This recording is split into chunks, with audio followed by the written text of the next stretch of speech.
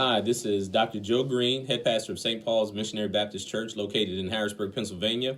Also the founder of the 2019 movement, and I want to share a couple of thoughts with you. As I've really been examining the response to not only the coronavirus and this pandemic, but also in this current time where people are talking about opening back up the states. And I see a lot of division. I see both sides of the argument. And one of the things that I see, especially being an African American pastor, which is unfortunate, is I see a lot of identity politics. Now, for those of you who may not be familiar with the term identity politics or the idea of identity politics is when a group of people identify their politics with their description. So when I say their description, I mean if I'm African American. If I, understanding identity politics, 90+% of African Americans are Democrats. And so there's this idea that if I am African American, then I have to identify as a Democrat, right? And along with that, the philosophy that comes with that. Now, just for the record, I'm not a Republican, never been a registered Republican. I was a Democrat from 1985 until 2012. After 2012, I became an independent, because I recognized that a large part of the Democratic platform did not line up with my morals and my values, not only as a Christian, but also as an African American, because African Americans historically have been more conservative. Now, in recent times, that has changed, but I think a lot of that has to do with identity politics.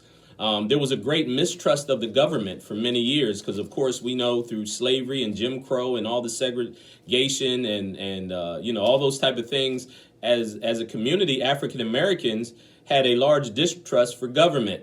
But now, after President Obama became president, black people have shifted and now have become, for the most part, and when it comes to the Democrats, have become more trusting of the government, which is unfortunate because the government's role should only be as a referee. See, we're free people. This is supposed to be the land of the free and home of the brave. And I know about the, historically what has happened in slavery and all those type of things. But we have to look at it from an ideological standpoint. Because if you don't understand the foundation of this nation and the intention of the Constitution from an ideological standpoint, then you'll miss it. And what is happening is there's a lot of people that are very short-sighted in their response to the pandemic and where we should go from here. And just like true to form, many black people are lining up down political lines. And because for the most part, the Democrats are saying that we should keep the states locked down, and the Republicans, many of the Republican governors are saying we should open the nation back up. We as black people as a whole, and I'm not saying every black person, but a large majority of them are kind of following the narrative that is being given to us by, the Democrat Party. With that being said, that I think is very short-sighted and lacking historical context for us to want the nation to continue to be locked down as an African American. I'll address some of the things that things that I differ with the larger narrative in. But first and foremost, we're supposed to be free. We're supposed to have liberty. We're supposed to have freedom in this nation. And so we should have a choice. We should always default back to us having our own choice and not allowing the government to choose for us. I'm going to say that again. We should always, as intelligent, free-thinking people with a historical context and understanding politics and government, should always default back to free will and free choice. Even the kingdom of God is about free will. God doesn't force you to do things. He gives you free will, and you have to make the choice. Now, of course, we know that there are consequences that come as a result of my choices, but ultimately, I, as an intelligent person, a free being, should want to default always to having choice. What do I mean by that? We should always default to the governors and the government itself not being heavy-handed and authoritative in governing the people, but for it to give us free choice. Because this idea that simply because a governor says that their state is open, that somehow or another that's directed at black people and it's a plot to kill black people is absurd.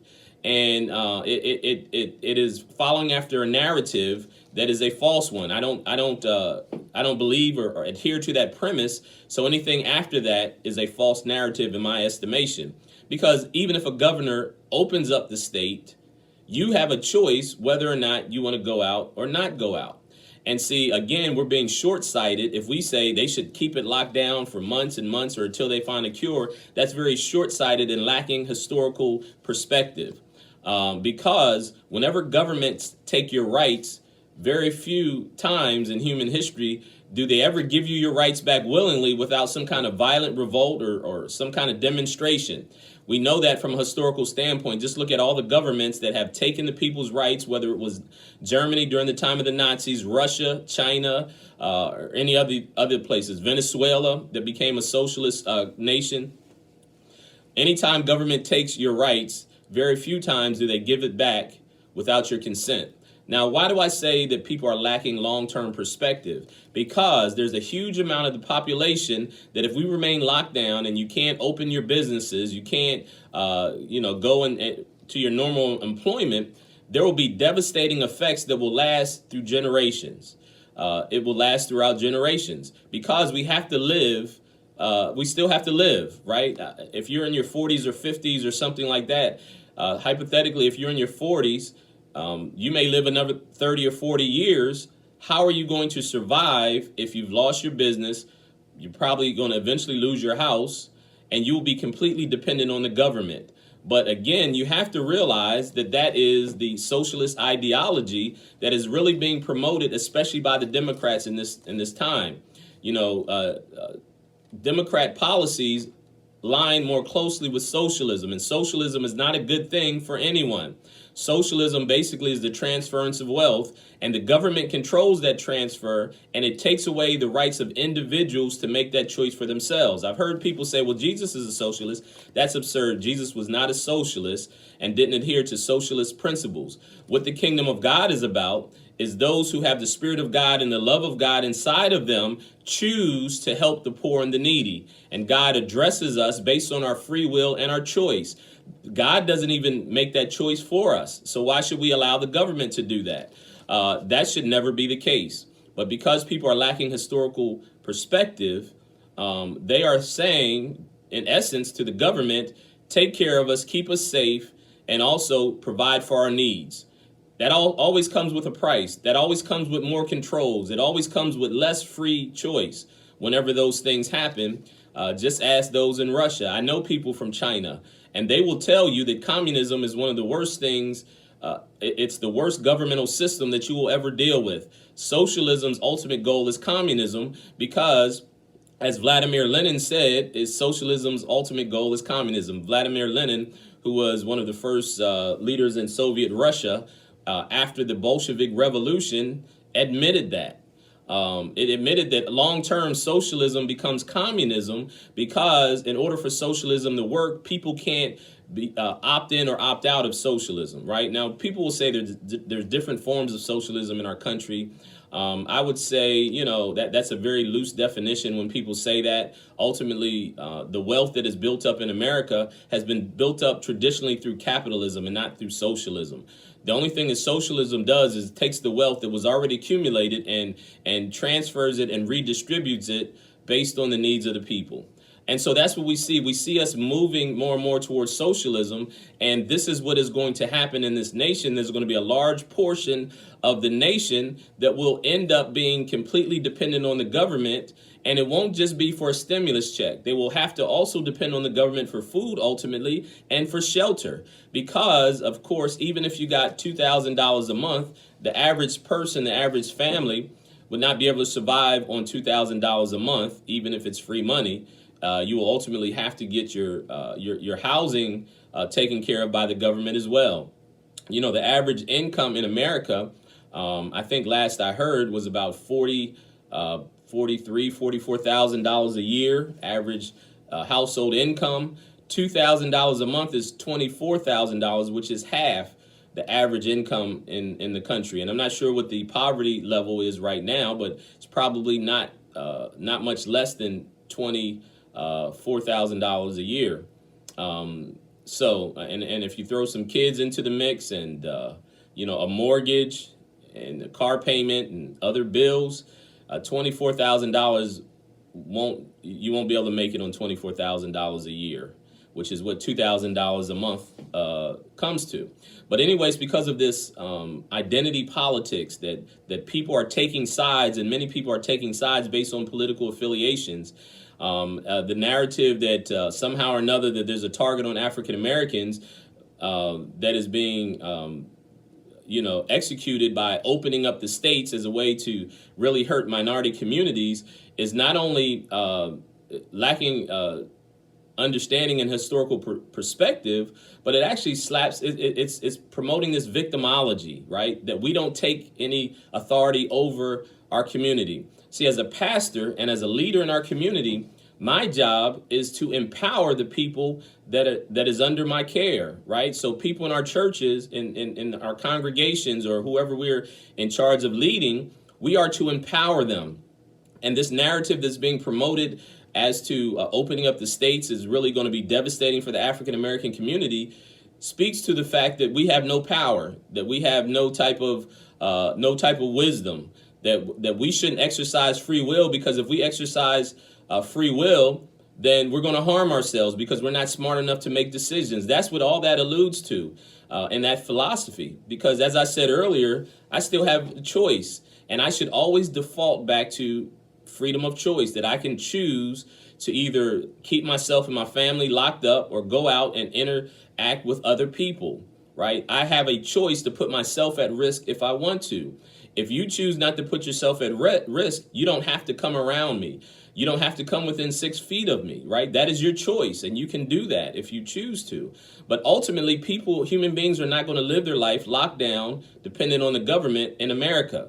Now, other places they may do it because they're used to it, but ultimately there's a revolt. Just ask the people in Venezuela, right? Venezuela was a very oil-rich nation, but because of socialism, the people are starving, and there are people that are revolting, right? There was riots in the streets because of lack of resources, right, that the people had access to.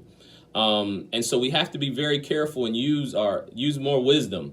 We need leaders that will not just promote narratives that were given to us, but let's be more deep thinkers, right? What I teach and have taught for years is how to empower yourself even in your own health. See, the reason that African Americans have a higher there's a high instances of unhealthiness is in large part due to our behaviors, due to our habits. And I can say this without fear of contradiction because I am an African American and who is in the community quite often and who has dealt with people in our community, right? So a lot of people in our community don't even have family physicians. They will go to a clinic, or when they get sick, they'll go to the emergency room, right? They don't take regular care. Many of our eating habits, I have a lot of families, especially a lot of parents, that feed their children a lot of fast food, and ultimately they eat a lot of fast food. Fast food is very unhealthy for your body. And what we have to understand is that the first step in being healthy is strengthening your immune system, right? Eating the right things, exercising, et cetera, because this disease, when it encounters someone with a healthy immune system, has a very, very, very low mortality rate. Very, very low mortality rate among people that have healthy immune systems or that are physically healthy, right? But ultimately, whenever we give over to the socialist ideology, we give up rights, we give more governmental controls, and the government usually does not give these things back. They don't give them back voluntarily. So, and one case in particular, and I'm going to make this a short video. One case in particular is LBJ. LBJ and the Great Society, right? LBJ's philosophy was based on socialism. The Great Society that he came up with, and the war on poverty. And what the war on poverty did and was intentioned to do, which is socialism's ultimate goal, is to weaken the families, weaken individuals, and cause greater governmental dependency. That is the core of how you implement socialism into a nation. So how is that relevant to African Americans? Because when they started the war on poverty, it targeted the black community, because the black community had a high poverty rate in the 1960s when we're coming out of the civil rights movement and some of the very harsh segregatory laws that existed in the country. there was a high rate of poverty in the African American community. So they came up with what's called the Great Society with the war on poverty. Since the 1960s, they have spent over $20 trillion to fight the war on poverty. But what it did is the poverty rate in America is still the same, but the difference is more people are dependent upon the government, especially in the African American community. It has weakened families. So in the 1960s, there was a 22% out of wedlock birth rate in the African American communities. I'm going to repeat that again. In the 1960s, there was a 22% out of wedlock birth rate in the African American communities. Now it is over 72%. Since the implementation of the war on poverty, the unwed pregnancy rate in the African American community has tripled. What does that mean? It means that there's a weaker family structure in the African American communities. There is a higher incarceration rate in 2020 among young African American males than there was in the 1960s. So during the time that we're coming out of segregation and Jim Crow and all these other things, the incarceration rate among African American males was lower then than it is now, according to the Bureau of Corrections or Crime and Prevention's studies. It shows that there's a higher incarceration rate now among African American males than it was in the 1960s. All of these, I would say, causatively are effects of the war on poverty, because the fathers have been removed from the household. What happened is, if a single mother gets welfare benefits, it was written in the war on poverty, the welfare system, that she immediately lost her benefits, which meant it incentivized remaining a single mother. I'm going to say that again. It incentivized single motherhood because the father could not be in the household. If you look at, there's a movie called Claudine with James Earl Jones and famous black actress, her name escapes me right now, Diane Carroll, right? And what the movie is, they were in Harlem, and it showed what happened during the, when the welfare system was full force. So she had many children in her household, and she was on public assistance. And every time the lady from the public assistance came in, she had to hide, the man had to hide or run out the back door or climb out the window because he wasn't allowed to be in the household, and she had to hide her benefits. So if she got at one scene, she had a new ironing board or iron. She had to hide it because they would come in and question, where did she get the money to buy the ironing board and iron from, right? So the more the government, the more we are dependent on the government, the less our rights, the less we have rights, and the more accountable we are to the government. And so ultimately, that's what happens and will happen if we keep this country locked down. And so the question that I have for anyone, especially in the black community, is: are you willing to go to, are you willing to exchange your personal freedoms and liberties for governmental oversight, or would you rather live your life free, make your own choices, even at the risk of not being healthy? Right? Are you willing to do that? Are you willing to take control of your own destiny and your own health? Are we as leaders willing to empower our people so that we can avoid having someone come in and dictate to us how we are to live our lives? I don't want that. And I know most of you don't want that as well. And so even though a lot of people are asking, especially African Americans, are asking to keep the states locked down, they are being short-sighted, because the ultimate long-term result of continuing to this lockdown will be more governmental dependency and more governmental controls over your life. This has been Dr. Joe Green, head pastor of Antioch Assembly. Let's keep an open mind. Let's begin to look at things from a long-term perspective. Let's not look at things from a very temporal surface way, but let's look at long term. How are we going to live our lives out? What type of environment are we going to have for our children and our children's children if a large portion of our country becomes totally dependent on the government for safety, security, and provision? Until next time, peace and blessings to you. Shalom, shalom.